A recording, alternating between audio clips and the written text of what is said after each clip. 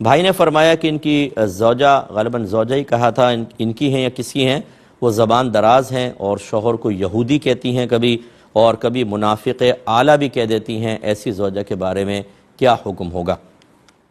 دیکھیں، یہ وہ ہماری سسٹر ہوں گی کہ جنہوں نے دین نہیں سیکھا ہوا، اور یہی پھر چیزیں سبب بنتی ہیں اس طرح کے حرام اور غیر شرعی امور کے ارتکاب یا اظہار کا۔ نبی کریم صلی اللہ علیہ وسلم نے شوہر کا حق بیان کرتے ہوئے ارشاد فرمایا کہ اگر میں مخلوق کو سجدہ کرنے کا حکم دیتا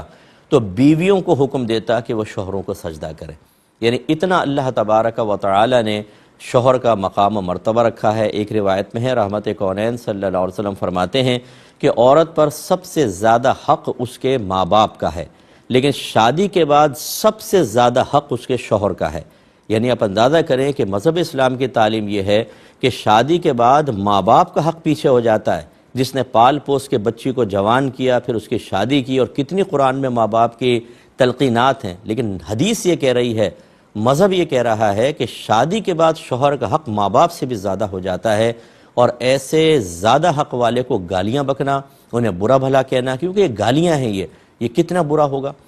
رحمت کونین صلی اللہ علیہ وسلم نے، یہ بخاری کی روایت، ایک دفعہ عورتیں تشریف فرما تھیں، عورتوں کا گروہ تھا، سرکار نے فرمایا عورتوں تم کثرت سے صدقہ کیا کرو کیونکہ میں نے تم میں سے اکثر کو جہنم میں دیکھا ہے۔ تو پوچھا گیا کہ یا رسول اللہ صلی اللہ علیہ وسلم کس سبب سے؟ آپ نے ارشاد فرمایا کہ ناشکری اور احسان فراموشی کی وجہ سے۔ پھر پوچھا گیا کہ کیا اللہ تعالیٰ کی ناشکری،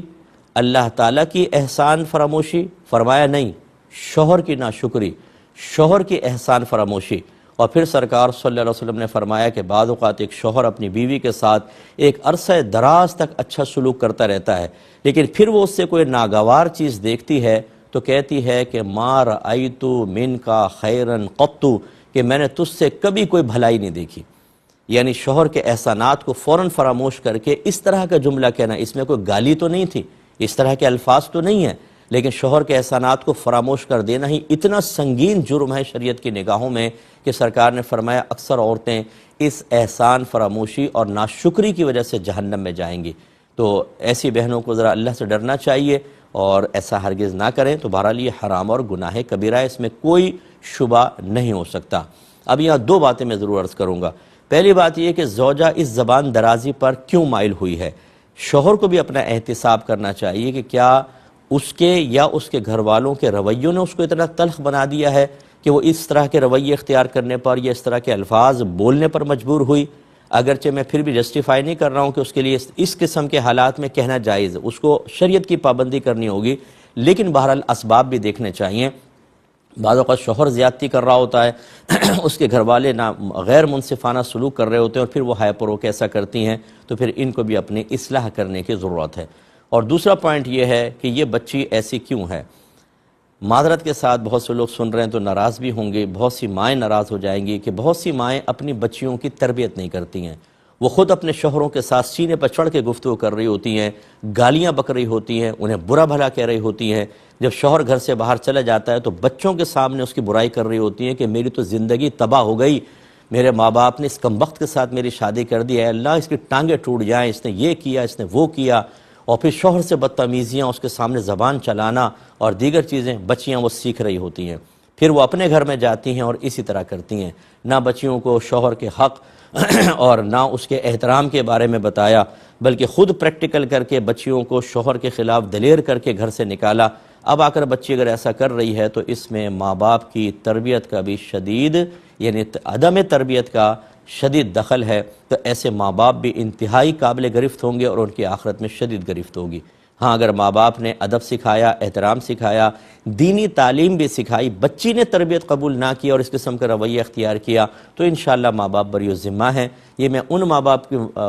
خصوصاً ماؤں کے بارے میں گزارش کر رہا ہوں جو اپنی بچیوں کو خود یہ سب چیزیں سکھا رہی ہوتی ہیں۔ جھوٹ یہ سکھاتی ہیں، ان کے سامنے غیبت چغلیاں کر کے انہیں اس پر اور دلیر کر رہی ہوتی ہیں، پھر اپنے شوہر سے بدتمیزی کرتی ہیں، اپنی ساس کے ساتھ یا نندوں کے ساتھ بعض اوقات نامناسب رویہ اختیار کرتی ہیں جو بچیاں دیکھ رہی ہوتی ہیں۔ ان کی آبزرویشن یہی ہوتی ہے کہ پھر اس طرح کے معاملات میں ایسا کرنا ہے۔ اور ایک بڑی کسر جو ہے وہ ہمارے یہ جو مطلب ڈرامے وغیرہ لوگ دیکھتے ہیں، ان میں بعض اوقات ایسے کردار دکھائے جاتے ہیں جس سے بچیاں سیکھ رہی ہوتی ہیں، لیکن ماں باپ ان کو روکتے نہیں ہیں، اگر وہ دیکھ بھی رہی ہیں تو ان کی اصلاح نہیں کرتے ہیں کہ یہ غلط چیز ہے، اس کو تم نے اختیار نہیں کرنا ہے، وہ سب تو پھر یہ اس طرح کے نتائج نکلتے ہیں۔ بہرحال جس کا قصور ہے وہ اپنے قصور کو سمجھے، جس کی تربیت کی کمی ہے وہ اپنے قصور کو سمجھ کر اس کا تدارک کرنے کی کوشش کرے۔ اور میری ایسی جو بہنیں، جرأت مند بہنیں جو اپنے شوہر کو کچھ نہیں سمجھتی، کہتی ہیں میں بالکل پرواہ نہیں کرتی ہوں، میری بہنوں آپ کو پرواہ کرنی ہوگی، آپ ہمیں بھی اگر برا بھلا کہنا چاہیں تو آپ کی مرضی ہے، آپ کہہ سکتی ہیں، لیکن اس سے نفع آپ کو کچھ بھی نہیں ہوگا بلکہ آپ کے نام اعمال میں اور گناہ لکھا جائے گا۔ تھوڑا سا سنجیدگی کے ساتھ اپنے رویے پہ غور کریں۔ حضرت اسرائیل علیہ السلام عنقریب آپ کی روح قبض کرنے کے لیے آنے والے ہیں، مرنے کے بعد آپ کو پتہ چلے گا کہ آپ نے کس قدر سنگین غلطی کی تھی، اور جب کسی نے ہمدردی کے ساتھ آپ کو نصیحت کرنے کی کوشش کی تھی تو اس نصیحت کو ٹھکرا کر آپ نے اپنا کتنا بڑا نقصان کیا، اور اپنی بچیوں کی غلط تربیت کر کے آپ نے کتنا بڑا اپنے لیے گناہ جاریہ کیا، اور اپنی بچیوں کے گھروں کی تباہی اور بربادی کا آپ نے سامان کیا۔ ان سب کا وبال اللہ نہ کرے پھر آپ کو میدان محشر میں یا قبر میں دیکھنا پڑ سکتا ہے۔ اس لیے برا نہ مانیں، اپنا اپنا احتساب کریں، شوہر بھی کرے، بیوی بھی کرے، شوہر کے گھر والے بھی کریں، اور اپنی اصلاح کر کے اپنے آپ کو اچھا بنائیں۔ ایک مختصر سا بریک